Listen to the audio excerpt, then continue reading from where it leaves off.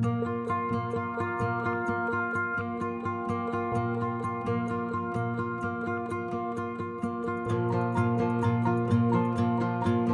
this tutorial, the purpose of the color correction is to establish an editorialized or preferred color response. Here we see the sample file called architecture.pdf in the Waiting Jobs queue. Double-click on the file name to open its job properties. The document first appears in the Fast Preview window as 2 single pages. Starting at the front cover panel, click the Page-Wise Sheet-Wise icon to preview the document as booklet reader spreads. Notice the image that crosses over pages 2 to 3. This is where our color correction will take place. Click on the Adjust Image tab. When page 2 first appears, it is displayed on its side. Expand the collapsed Selected 2 of 12 menu to make an additional selection of page 3 so that the 2 halves of the crossover image can be color corrected as one.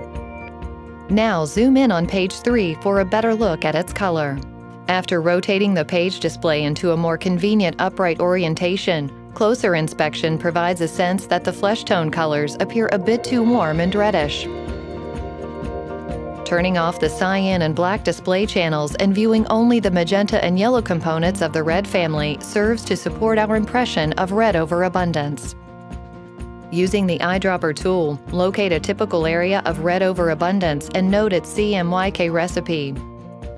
Using the Add Points button will produce a set of CMYK correction curves with anchor points automatically positioned at the precise color values under the eyedropper tool's cursor. Cyan 31, magenta 70, yellow 55, black K 19. Forming our primary color correction strategy, we determined to work directly on the magenta and yellow components of the red family. For the sake of clarity and flexibility later, we choose to delete the cyan and black anchor points from the curves up front using the trash can icon. In the beginning, it is normal for one to be unsure of exactly how much color needs to be taken away in order to satisfy the need. Here, we will simply drive a stake in the ground and evaluate the outcome as the correction progresses. We reduce the magenta 5 points, thereby changing input magenta 70 to output magenta 65. We are provided visual feedback in real time as the screen display color shifts with the repositioning of the curve. We are provided numerical confirmation in the Input-Output fields at the top of the curve interface and in the eyedropper tool menu. Clicking on the input icon in the lower right corner of the curve's interface allows us to combine together as a group color channels with already placed anchor points, in this case yellow and magenta, to effect a single relational lightness move. Pulling downward on the input slider bar then makes it easy to remove a little more magenta together with a smaller, related amount of yellow. We use the colorful real-time image display at the left to gauge the amplitude of the change as we make it. Once we establish a fundamental change that we like, our job as a color professional is to determine if our change spills over into other areas of color that needed to remain unaffected. First, we check to see if we have upset the natural neutral color balance in the highlights. We can see we have because the numbers show that magenta 30 changed to magenta 23 and yellow 24 changed to yellow 22. Fortunately, Prisma Sync makes this very easy to fix. With the eyedropper tool already positioned in the highlight area, once again we use the Add Points tool. New anchor points are added to the curves, just as before, at the densities under the cursor. Again, we can quickly and easily delete the unnecessary anchor points from the cyan and black channels and focus our attention on the magenta and the yellow. First, magenta. Highlighting the magenta channel and activating the magenta anchor point, we simply enter the number 30 in the output field, re-establishing that 30 input remains 30 output.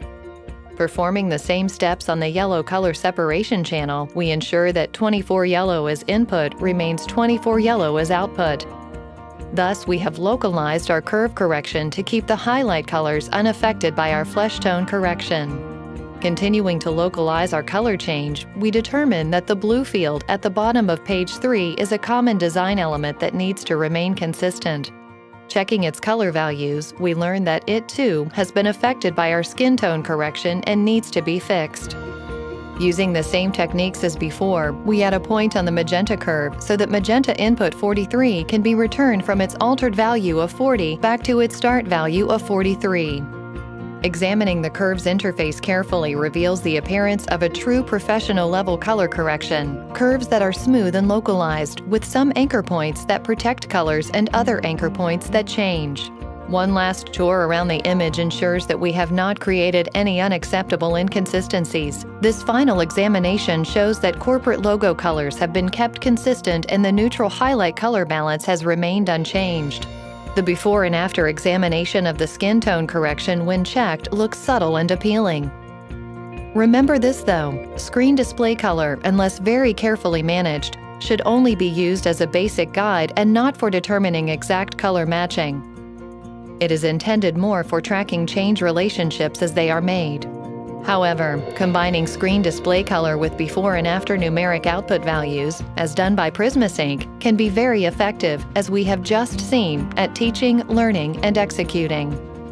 But lastly, and most important, final color judgment should always be made on the printed sheet, which, in PrismaSync, can be easily generated using the proof feature.